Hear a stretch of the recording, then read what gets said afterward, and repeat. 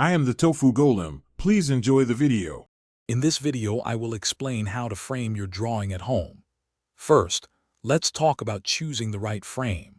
It's important to select a style that truly complements your artwork and your home's aesthetic. Carefully measure your drawing's dimensions, both width and height, to ensure a perfect fit. Think about the frame material, like a classic wood or a sleek metal, and pick a color that enhances your art without overpowering it. This initial step sets the foundation for a beautiful display. Next, let's consider matting and protecting your precious drawing. An acid-free mat board is crucial. It creates a vital air gap between your artwork and the glass, preventing damage. A well-chosen mat can also significantly enhance your drawing's presentation, guiding the viewer's eye. Always opt for UV-protective glass or acrylic to shield your art from harmful light, preserving its colors for many years. The mat opening should be about 1/8 inch smaller than your art on each side. Now, let's move on to assembling your frame.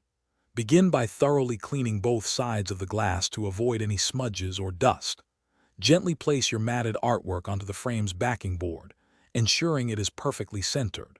Use archival, acid-free tape to secure the artwork to the mat or backing, preventing it from shifting.